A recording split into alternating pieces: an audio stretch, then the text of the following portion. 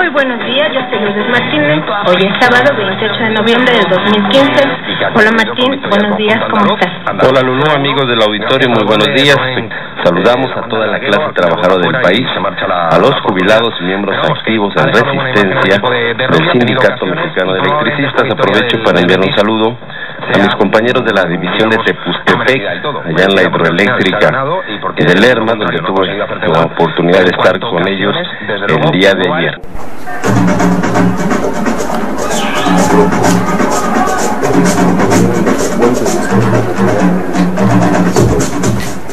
La reforma a la Ley Federal del Trabajo entró en vigor el sábado 1 de diciembre del 2012 y el próximo martes se cumplirán 3 años de que se legalizó el no esclavismo laboral con medidas como el empleo temporal, el pago por hora, y aunque se establece que los patrones deben otorgar a los trabajadores seguro social, se elimina en la práctica el derecho a la jubilación y a una pensión digna porque los contratos temporales no son acumulativos ni se hace antigüedad en el empleo.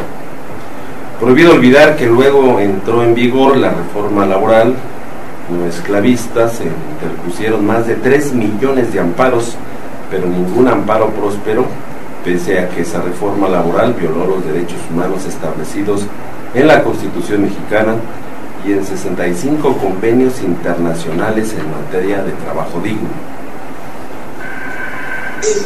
¿No nos falta después del despertar del gallo? Lo vamos con Aloy. Bien, la pregunta del despertar del gallo el día de hoy es: de acuerdo a la Ley Federal del Trabajo, ¿cómo debe de pagarse el salario al trabajador? Lo invitamos a que visite nuestro portal www.frecuencialaboral.com. Licenciado Eduardo Díaz Reguera, buenos días. Buenos días. Pues hay varias llamadas y preguntas de los trabajadores sobre los temas laborales, pero traes uno en específico que es de mucho interés para los sindicatos y la clase trabajadora de este país. Sí, en realidad esta cuestión de las huelgas que han en varios países, no nada más en México, pero particularmente en México, pues es un derecho ya inexistente, la huelga, porque presumen los gobiernos, tanto estatales como federal, que en México hay una paz laboral, que no hay huelgas. En realidad hay mucha movimientos, ¿verdad? Pero son soterrados, son declarados, como el caso de Quinta, que fue desechado su emplazamiento a huelga, ¿no? Argumentando que los organismos descentralizados se eligen por el apartado B, y simplemente determinan, sin procedimiento alguno, el archivar el expediente de emplazamiento a huelga por firma de contrato, a pesar de que cumplía con el objeto de la huelga, a pesar de que cumplía con la decisión formal de presentar el emplazamiento por firma de contrato, que es el objeto de la huelga que ellos plantearon. Vamos a hablar del tema de la licencia de la huelga a propósito de lo que le pasó al Sutiens. En el caso de la licencia de la huelga nada más puede haber 3 causales de inexistencia, no hay más. Una es de forma, de fondo, la segunda, la tercera es de mayoría. Planteamiento de licencia de la huelga, tiene el patrón 24 horas para presentar su solicitud de inexistencia después de estallada la huelga. Eso es lo importante, porque a veces, como en el caso de Quinta, que fue antes de que estallara la huelga que lo desecharon. Pero después de estallar la huelga, el patrón tiene que plantear la licencia de la huelga y nada más puede plantear 3 causales. Si se cumplen los requisitos de forma, es decir, que lo presente el sindicato titular, el emplazamiento de la huelga, dirigido al patrón y por escrito, esa es la cuestión formal, que se cumple y se satisfació en el caso de los compañeros del Sutiens. La otra es el fondo o el objeto de la huelga. El artículo 450 señala cuáles son el objeto de la huelga: que se firme el contrato, que revisen el contrato a su término, los salarios y las prestaciones. Incluso hay una causal que es objeto de la huelga, que es el de la huelga por solidaridad, que ahí sí no se pagan salarios caídos, pero bueno, si se cumple con el objeto o el fondo, ya en el caso del Sutiens también se cumple, era la revisión por violaciones, y finalmente por mayoría. Cuando el patrón plantea que no estalló por la mayoría de los trabajadores, tiene que llevarse a cabo una diligencia de recuento. Esas son las 3 causales, no hay más. Plantear una causal distinta a esas es ilegal y uno tiene que irse al amparo. Pero ojo, hay que irse al amparo el mismo día que me declaran existente la huelga. Luego inmediatamente presento el juicio de garantías, pido la suspensión y la huelga sigue. Claro. Esa es la idea. Claro, ¿cuáles son tus teléfonos, el nombre de tu despacho y tu correo, por si hay preguntas de los... Sí, el despacho es Consultoría y Defensa de Derechos Humanos Laborales y los teléfonos son 55 10 49 71 y estamos en Isabela Católica número 45, despacho 508 en el centro. Bueno, y el tema viene muy a colación porque el domingo, el gobierno capitalino le declaró inexistente la huelga al sindicato de las prepas del Distrito Federal, el SUTIEM, sindicato de la Unidad de los Trabajadores del Instituto de Educación Media del Distrito Federal. Digo el gobierno capitalino porque en México sufrimos los trabajadores de que muchos trabajadores que trabajan para el gobierno federal o local o municipal, el mismo patrón es la autoridad que ejerce la justicia laboral. Entonces, ¿qué clase de justicia laboral se va a ejercer si es el mismo patrón, es juez y parte? ¿Cómo les fue? ¿Por qué les declararon inexistente la huelga? Si te presentas, compañero. Claro que sí. Antes, muy buenos días, muchas gracias por el espacio. Mi nombre es Ángel Custodio Guadarrama, soy secretario de Conflictos Laborales del Sindicato de la Unión de Trabajadores del IEMS, las preparatorias que están a cargo del gobierno del Distrito Federal.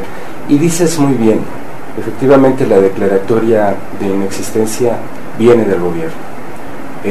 Esto lo podemos, no es necesario ni siquiera ser especialista jurídico para, con una revisión a vuelo de pájaro de cómo se fueron dando los acontecimientos,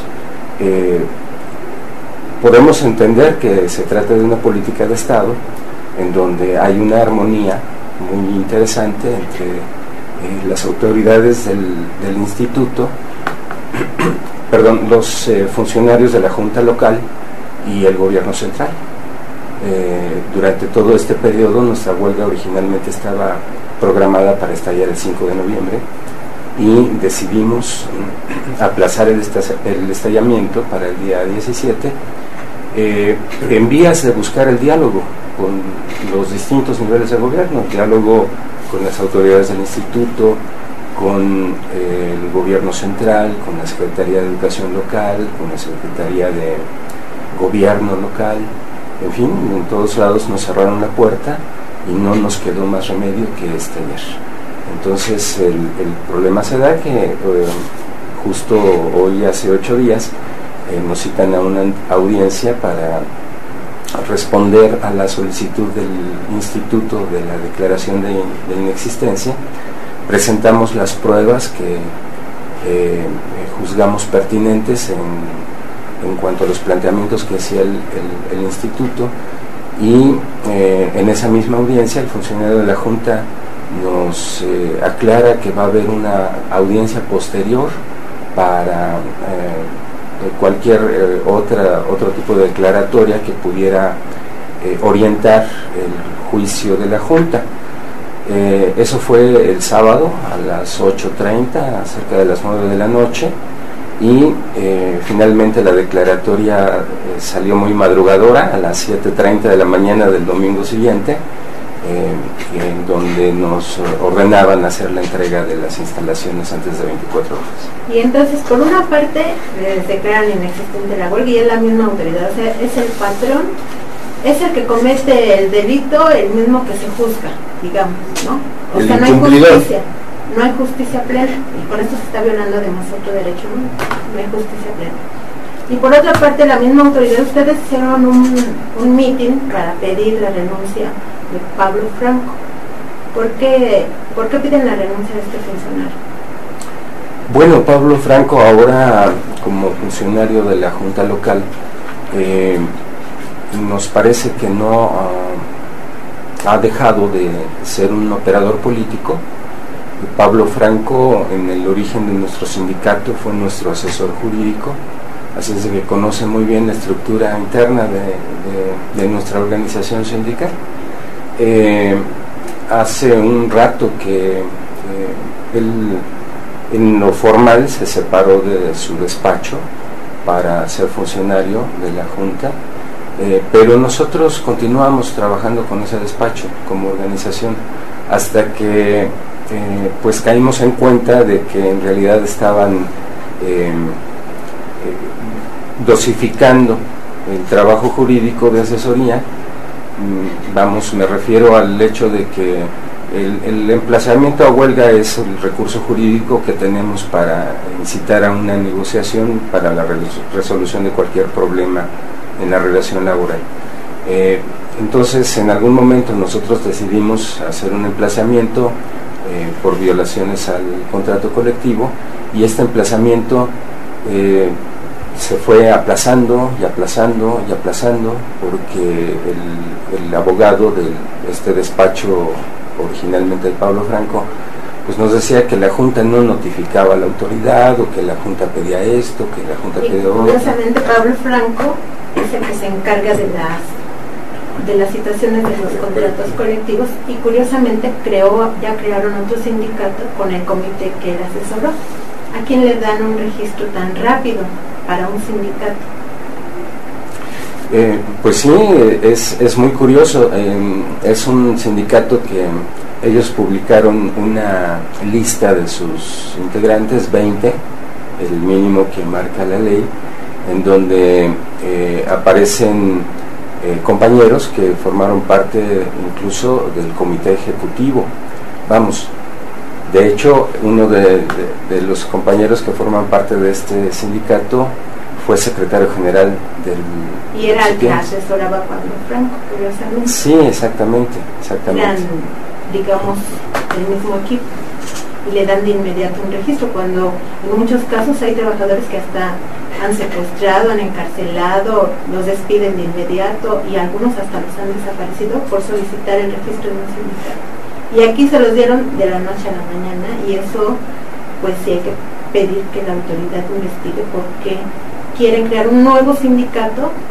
Y bueno, pues para mí, que ya llevo muchos años en esto, pues está claro, quieren dividir, ¿no? Y entre más dividan, pues más debilitan.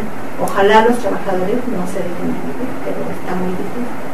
En el libro precisamente que acabamos de presentar, viene un poco la historia de esta forma de obstaculizar los registros sindicales. Viene el caso del CITIEMS, muy breve del CITIEMS, porque nosotros nos encargamos en esa época del CITIEMS, y denunciamos que precisamente ¿quién se beneficia de la división de los trabajadores? El patrón, y en este caso el gobierno, ¿no? Todo lo está dividiendo, y ahora con más razón, creando este sindicato. O sea, vean las peripecias que pasaron los compañeros, tanto del CITIEMS, que les dieron el primer registro, y luego el CITIEMS, que incluso expusieron a los trabajadores porque les preguntaban en una inspección por parte de la Junta si querían formar parte del sindicato. Una cuestión muy amenazante, porque esta práctica el patrón, cuando le forman un sindicato, lo denuncia la autoridad que le solicita el registro, y simplemente el patrón agarra la lista y los despide. Caso de la UNTIP, caso de que no sucedió en el CITIEMS, pero estuvo a punto de suceder. Bueno, ¿y qué van a hacer, compañero, en medio minuto? Porque ya nos pasamos. Tenemos otro emplazamiento programado para el 1 de diciembre. El día de hoy tenemos una asamblea general en donde vamos a analizar las circunstancias que nos están llevando en este momento a esta situación, y ahí decidiremos si estalla la huelga el día 1 otra vez a las 6 de la mañana. Bueno, pues vamos a seguir pendientes. Si nos mandan su colaboración con gusto, la publicamos en www.frecuencialaboral.com, y bueno, pues cualquier urgencia, pues ya saben que cuentan con este espacio. Bien, hay llamadas del auditorio. Saludamos a Aurelio Gutiérrez de Tultitlán, saluda al programa, a Lulúa Martín y a Popeye. Víctor Manuel García Salinas dice que se anotó el día de la presentación del libro y que no aparece en la lista, que sea un libro también. Y nos llama también Carmen Soto de Azcapotzalco, saluda al programa, dice que quiere saber sobre el borrón y cuenta nueva para contratación, que vuelvan a llegar recibos con requerimientos. Están llegando recibos con requerimientos y adeudos. Es muy importante que asistan los sábados, que se reúne la Asamblea Nacional de Usuarios de la Energía Eléctrica, porque está la iniciativa de ley para elevar a rango constitucional el derecho a la electricidad, al borrón y cuenta nueva y a la tarifa social. Pero aquí es muy importante la organización de usuarios en defensa del servicio público de electricidad. También nos llama Tere Ceci, Andrea Guadalupe, de los Cubos, María Cristina Centro. Saluda a los, estamos en el programa, a los trabajadores del local de Venustiano Carranza que escuchan el programa todos los sábados. También nos llama María Arroyo Barrera, dice, está por jubilarse, tiene 10 años trabajando para el gobierno del estado de Hidalgo y 17 para el gobierno federal. Dice que el 10º transitorio le dicen que solo le corresponde el 50% correspondiente, que equivale a 4.200 pesos. ¿Qué podemos hacer? Bueno, habría que ver cómo está y sobre qué salario cotizó, porque eso es muy importante. Si nada más cotizó determinada cantidad y no está integrado y reportado esa cuestión de sus aportaciones, pues sí, habría que estudiar el caso por saber, tú estás en el estado de Hidalgo. ¿Qué dijo su teléfono? Sí, muy bien. Lo podemos ver, claro. Muchas gracias, Lalo. Saludamos a todos los colaboradores voluntarios, a Andrea Luna, quien está apoyándonos en los teléfonos, a Denise Carmen Moreno. Puede hacerle preguntas en Derecho y Justicia para los trabajadores. Ella es abogada especializada en materia laboral. Antonio Peregrino Rojo, el amigo bombero Peregrino, quien también nos está apoyando en los teléfonos. A Joel Hernández el Popeye, quien nos apoya con todo lo que necesitamos aquí también. Saludamos en los controles técnicos a David Muñoz. Es posible que usted nos escuche en su hogar. Martín, ¿qué noticias nos tienes de Desmey? Bueno, ahorita está saliendo una caravana de compañeros ciclistas, son los bicirrayos, los legendarios eléctricos, ya salieron, van rumbo a la división de Tepustepec, donde está la hidroeléctrica de Lerma, y bueno, van a tener buenas noticias porque ya los están esperando allá nuestros compañeros del sindicato para brindarles asistencia, para brindarles alimentación, incluso algunos que se quedan para brindarles hospedaje, pero sobre todo van a tener la noticia de primera mano sobre la operación de la hidroeléctrica de Lerma. Ya en su totalidad lo están haciendo los trabajadores agremiados al Sindicato Mexicano de Electricidad. Buena noticia. Muy buena noticia para todos los trabajadores, para todas las organizaciones que han respaldado esta lucha importante, para los usuarios de la energía eléctrica, que incluso ayer platicaba con un funcionario de la Secretaría de Energía en el marco del mercado eléctrico. Pues los usuarios solamente quedan pues con un solo suministrador. Dicen que los de consumo básico, que así le llama la ley, solamente la Comisión Federal de Electricidad les puede suministrar, y eso pues es ilegal. En ninguna parte donde han privatizado o regularizado el sector dejan a un solo suministrador para el consumo básico. Aquí lo que estamos planteando, y que lo permite la ley, es que la suma de todos los consumos de usuarios que están trabajando en la Asamblea Nacional se puedan convertir en un usuario calificado, y esto tiene que ver con que tengan un consumo de 3 megawatts por año, y permite entonces ellos escoger libremente quién les suministre la electricidad. Y un compromiso que hemos hecho los trabajadores agremiados al ESME es de mantener el respaldo con los usuarios y además suministrarle con estas hidroeléctricas que estamos recuperando.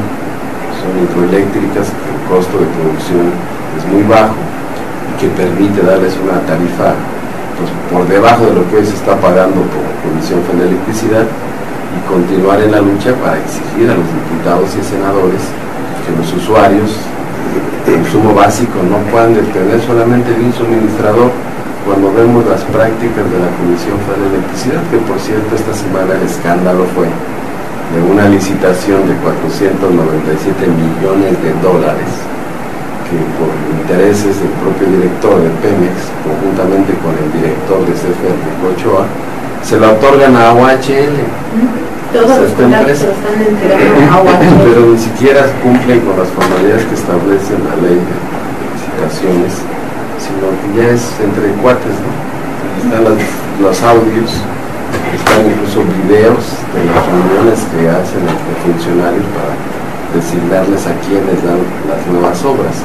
Y ahora resulta que la CFE, en términos de la ley, dice que va a comprar electricidad del mercado para suministrarles a los usuarios de servicio básico. Por eso es muy importante la participación de los usuarios en la Asamblea Nacional, que apenas acaban de celebrar una Asamblea Nacional más, y que tienen propuestas muy claras de elevar a rango constitucional. Van a presentar nuevamente esta iniciativa, incluso incluyendo el servicio a las escuelas públicas.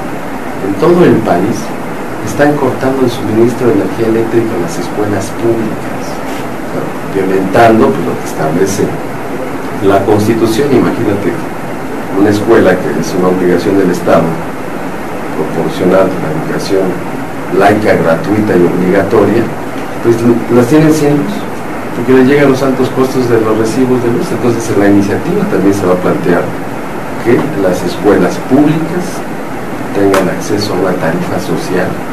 De lo contrario, pues las escuelas estarán sin luz. Claro, y hay que insistir y hay que presionar y hay que sumar más esfuerzos para que se haga realidad esta iniciativa ciudadana, porque ahorita en este momento están aprobando solo las iniciativas que les interesa y donde hay negocios, y si no, para muestra un botón.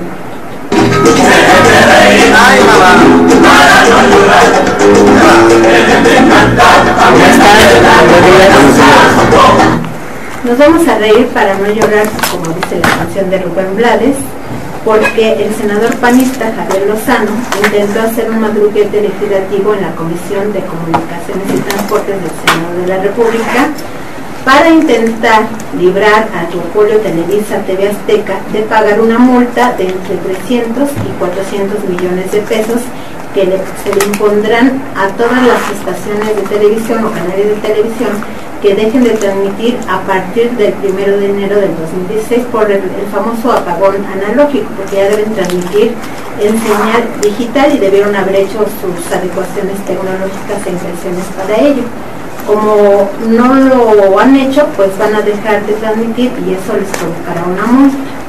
Bueno, eso fue el pasado jueves y se armó un broncón ahí con legisladores del PRD, y se sumó también un panista, Javier Corral, porque esta iniciativa que la presentó el exsecretario de Gobernación en la época de Felipe Calderón y ahora es el actual presidente de la mesa directiva, el senador panista Roberto Gil Suárez, pues lo que oculta, dice Javier Corral, que paradójicamente es panista, es pues una serie de intereses que convienen al duopolio Televisa. Vamos a escuchar. Si no supiera que en el fondo de esta iniciativa están los intereses de Televisa, me asombraría la rapidez con que se procesa este asunto. Pero así son las cosas cuando las televisoras o de las televisoras se trata. Porque en realidad la iniciativa lo que busca es condonar una multimillonaria multa al duopolio de la televisión. Ya hablaremos de ese fondo, que constituye la segunda parte de la iniciativa presentada por el senador Roberto Gil, presidente del Senado de la República. Hablaré del cambio que se pretende hacer de una sola palabra: operadores por permisionarios, para librar al duopolio de la televisión de pagar una multa multimillonaria que puede ir de 300 a 400 millones de pesos. Luego de un fuerte debate que se dio en la sesión extraordinaria de la Comisión de Comunicaciones y Transportes que encabeza Javier Lozano, el exsecretario del Trabajo, con Felipe Calderón, los perredistas Zoe Robledo, Armando Ríos Peter y Alejandro Encinas, así como el panista Javier Corral, lograron que se pospusiera esta discusión para el próximo lunes, 30 de noviembre del 2015 a las 7 de la tarde. Y tal vez no cambie nada, pero por lo pronto pues ya se descubrió cuál era el trasfondo. Pero ¿qué contiene la iniciativa de Roberto Gil Suárez, presidente de la mesa directiva del Senado de la República, que beneficia tanto al duopolio Televisa, TV Azteca? Esta iniciativa cambia el término de concesionarios por operadores y no pone un plazo para la transición digital, lo cual ya no se obliga a nada y tampoco los hace acreedores de multas. Bueno, estos panistas siempre han servido a los intereses de los empresarios. Pero ahí había también priistas, porque estaban apoyando que se hiciera de fast track y sin haber cubierto los trámites esta iniciativa, que es lo grave, porque así han aprobado mucho sin cubrir los trámites. En el caso de, por ejemplo, Luz y Fuerza del Centro, la red de fibra óptica de 1.300 kilómetros en la zona más densamente poblada del país, que genera el 32%, el señor Javier Lozano, pues fueron los que intervinieron para que le dieran por 30 años la operación de la fibra óptica a WL Comunicaciones SADCB, que están de accionistas Fernando Canales Clarion y Ernesto Márquez. Entonces este señor Javier Lozano, pues a eso se dedica. Es como los perros de rancho, ¿no? Cuando hay fiesta están amarrados y cuando hay pleito lo sueltan, pero lo sueltan para defender intereses de estas transnacionales, ¿no? Y estas empresas al final concentran la mayor parte de la publicidad gubernamental en este país. Y como decimos en el libro, finalmente todos los altos funcionarios y grandes empresarios que se han enriquecido con el despojo a la nación y a las empresas paraestatales están metidos o han sido parte del Consejo de Administración de Televisa.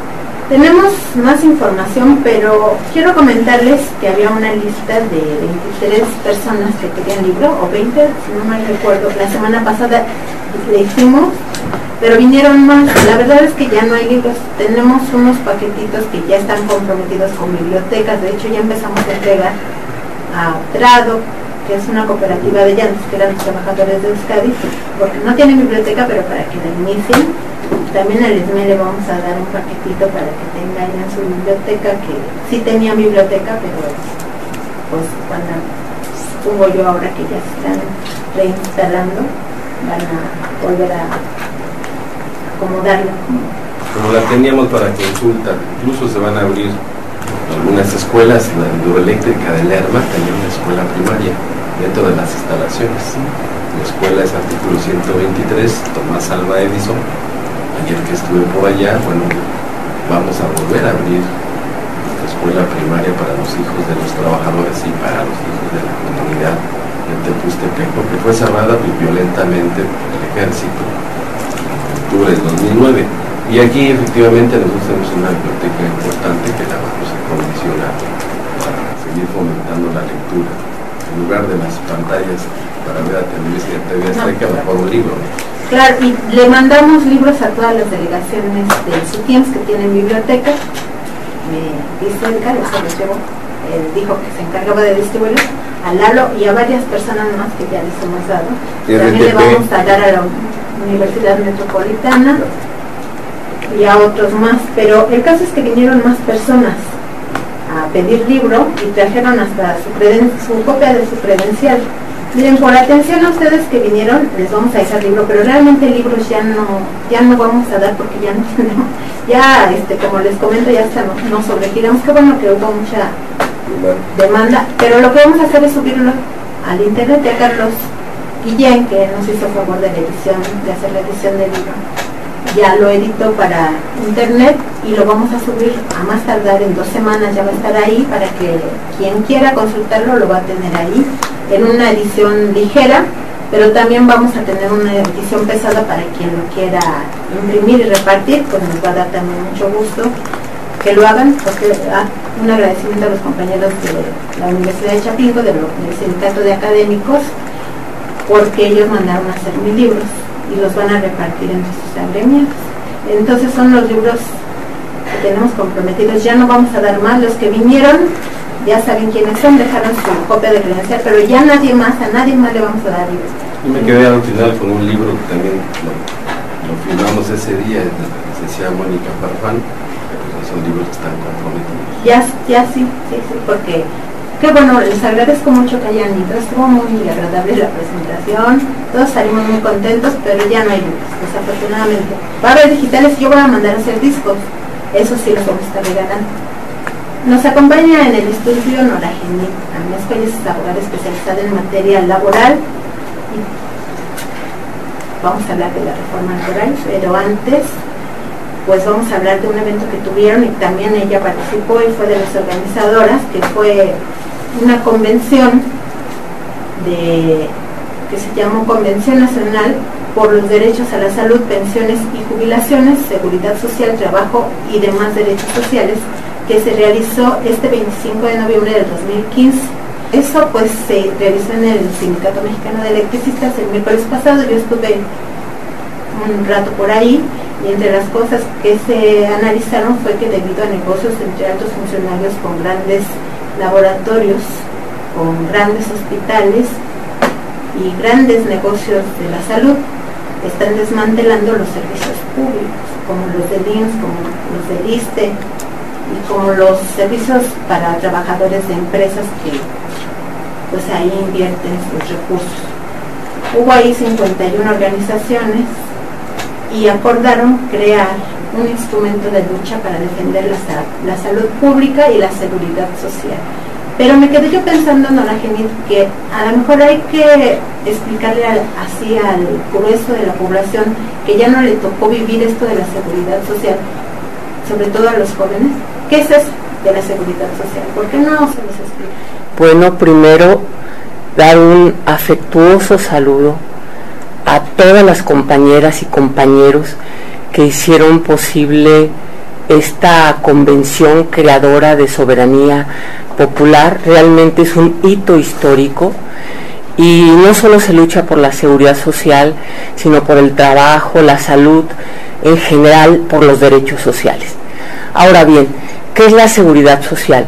Son instituciones públicas sociales que nacieron debido al esfuerzo, a la lucha de las y los trabajadores del país para atender cualquier riesgo normal en la vida de una persona.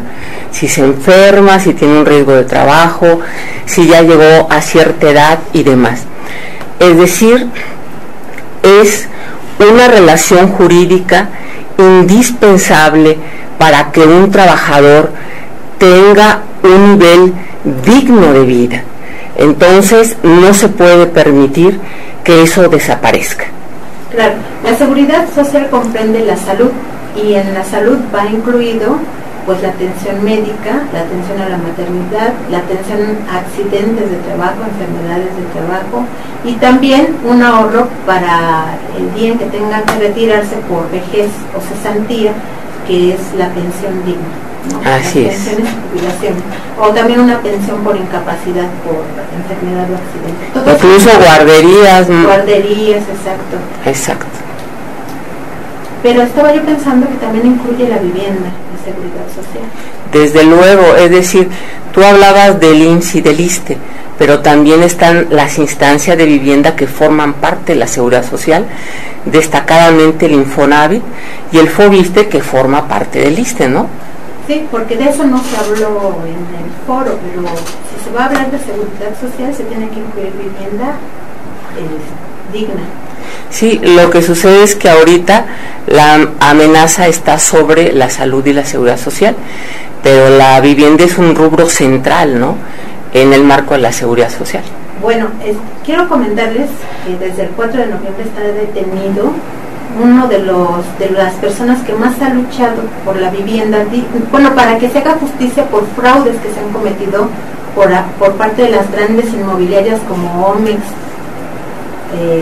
Ara, Sagasti, Urbi, que además están en quiebra, pero que los titulares del Infonavit les dieron contratos, especularon con la vivienda, la subieron hasta 4 veces o 5 veces su precio, dejaron endeudados a los trabajadores y se las quitaron por insolvencia de pago. Se calcula que hay 5 millones de viviendas, que es José Humberto Pérez. Está detenido, lo acusaron de haber amenazado a una señora y lo detuvieron. Es del Frente Mexiquense, yo, defensa de la exacto, vivienda. Me quedé asombradísima porque me enteré cuando le mandé la invitación para que fuera a la presentación del libro, porque su nombre aparece como una de las personas que denuncian y que más ha luchado en contra de estas injusticias, donde pues él decía que alrededor de 10 millones de trabajadores estaban defraudados por estas empresas, que además hacen casas mal hechas, que se caen en terrenos que no tienen derechos de construcción, que no tienen servicios, en fin, y todo eso ha sido en complicidad con los directivos de Infonavit y con los directivos de Sociedad Hipotecaria Federal, que es a través de la que se dan los créditos. Es lo mismo que está ocurriendo en todas partes, el fraude a los recursos de los trabajadores. Tenemos un audio de parte de lo que se dijo en este encuentro por la seguridad social. La Organización Mundial de la Salud dice que se recomienda a 80 enfermeras por cada 10.000 habitantes en México, y en nuestro país solo existen 19 por cada 10.000. Esto significa que hay un déficit de 600.000 enfermeras en nuestro país. En México existen poco más de 250.000 médicos. La OMS recomienda tener 3.2 médicos generales por cada 1.000 habitantes, pero en México desgraciadamente solo existen 2.2. Se requieren de 1.78 por cada 1.000 habitantes médicos especialistas, pero solo hay 1.2. Por lo tanto, hay un déficit de 68.000 médicos. Aunque nos construyan hospitales, clínicas y centros de salud, si exigimos una cama, no la vamos a tener. Si exigimos diálisis o cirugías en tiempo corto, no lo vamos a tener porque no hay profesionales de la salud suficientes. Bueno, hubo 51 organizaciones, lo más importante que fueron hombres y mujeres de la tercera edad que están preocupados por el tema de salud, el tema de sus pensiones. ¿A qué acuerdos llegaron al final de esta convención nacional? Bueno, en primer lugar, a seguir hermanados en la lucha, porque hay una persecución permanente a los derechos sociales, y el acuerdo central fue la creación de un instrumento para la lucha, ya con un carácter nacional y múltiple en cuanto a los sectores que abarca, y que se va a llamar, quiero que anoten, Convención Nacional por los Derechos Sociales y la Patria. Y hay una buena noticia, Martín. Sí, la buena noticia es que allá en San Quintín hay una jornada ahorita de campaña de afiliación al Sindicato Nacional Independiente de Jornaleros Agrícolas, que obtuvo su registro el 4 de noviembre del 2015, y está por allá también Humberto Montes de Oca, secretario del Exterior del ESME, con la delegación de la nueva Central de Trabajadores, para explicarles que también es un instrumento organizativo de lucha, una central democrática independiente. Y bueno, escuchemos al dirigente Justino. Ya tenemos el registro y es Sindicato Nacional Independiente de Jornaleros Agrícolas y similares. Nosotros tuvimos un acuerdo en las mesas de diálogo con los 3 niveles de gobierno, donde se crearía y que no había ningún impedimento, porque solicitamos la creación de un sindicato para tener las herramientas legales para poder pelear y defender los derechos de los trabajadores. Y tengo las minutas donde yo estuve, tengo las minutas desde el día 18 de marzo hasta el día 4 de junio, cuando fue la traición por parte de la Alianza hacia la lucha de los jornaleros, donde firmaron en el punto número 7 que las prestaciones de los trabajadores quedan integradas a un salario. Pero en fin, errores son errores, errores de personas, y yo no quise firmar porque estoy de acuerdo en esa situación. Pero yo no sé de otro sindicato, no sé nada de eso.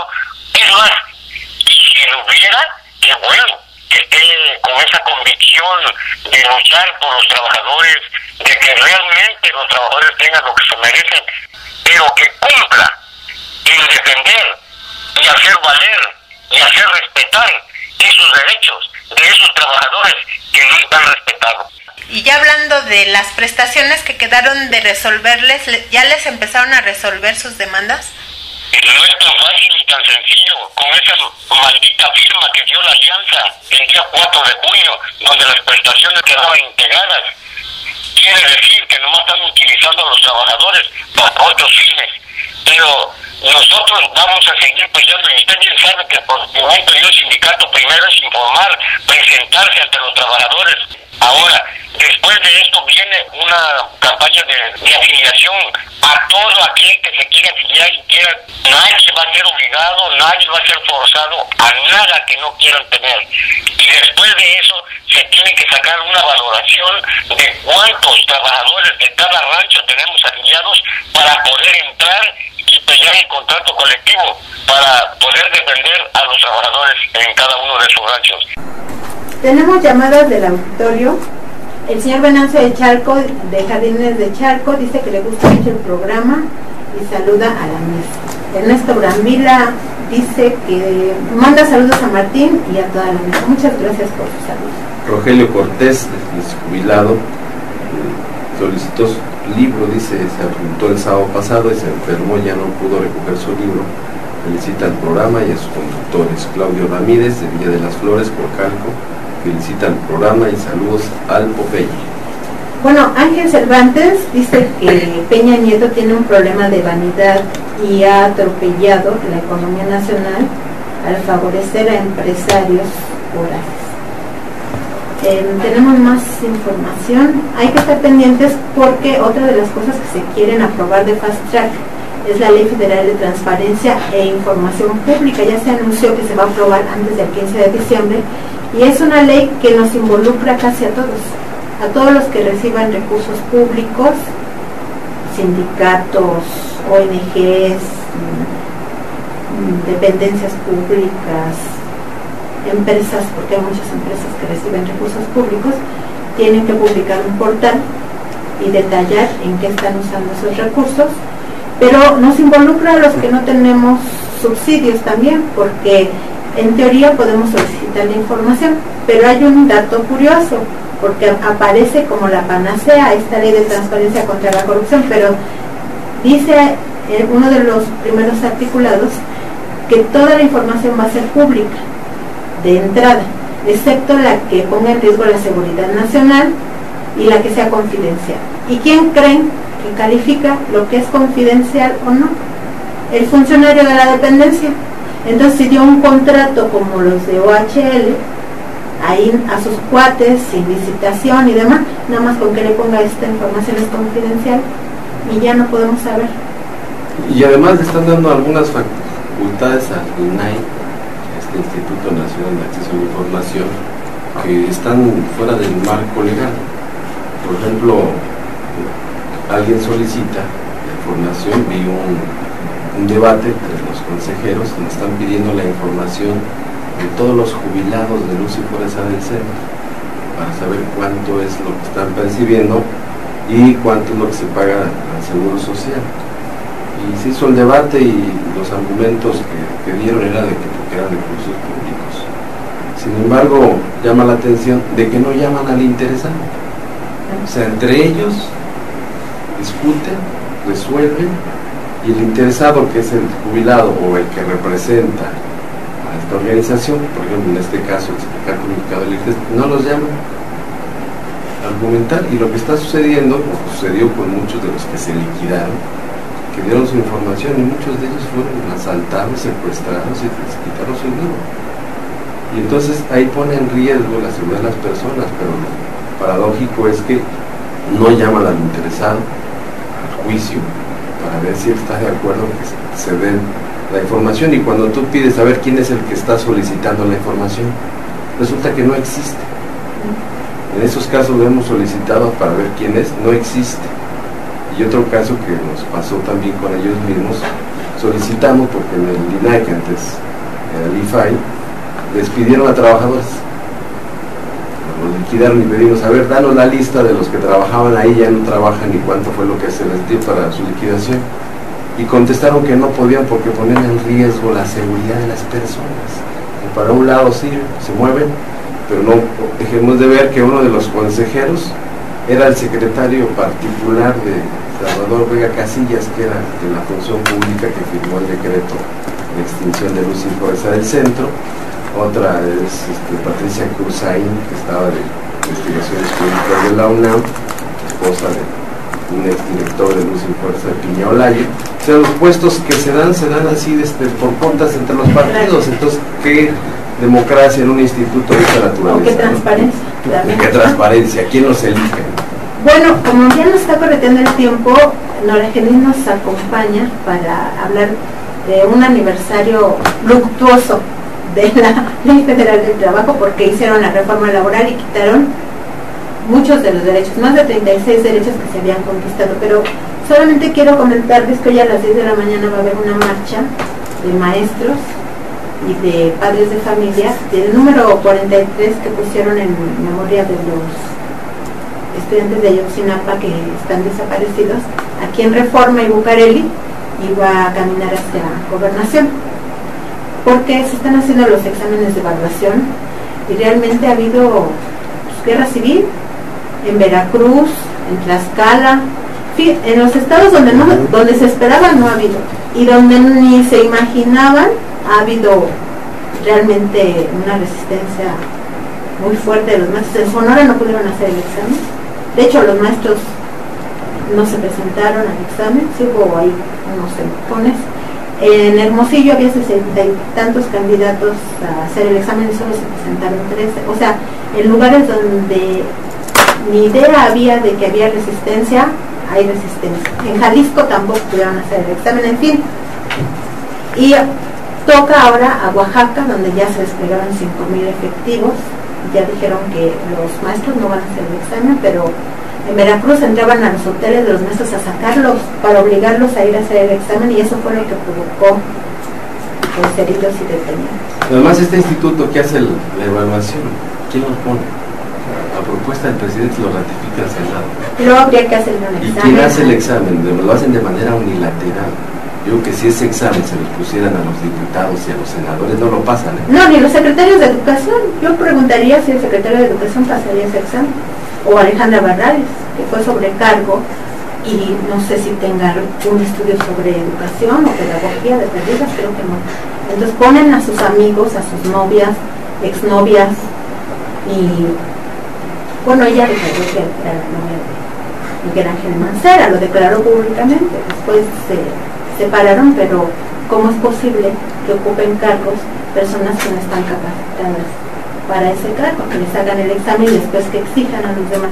Nos vamos con Nora Genis.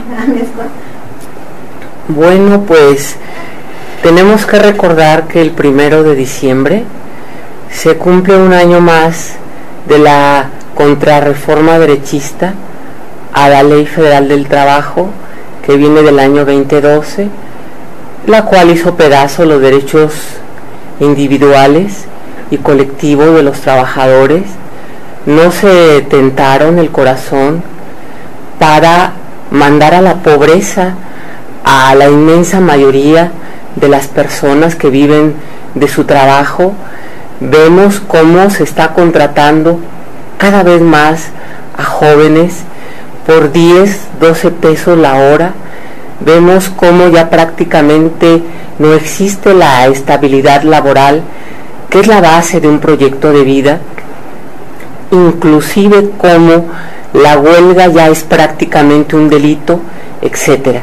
Por tanto, los trabajadores no deben de dejar pasar este 1 de diciembre sin manifestar su inconformidad y reclamar la derogación de esta contrarreforma.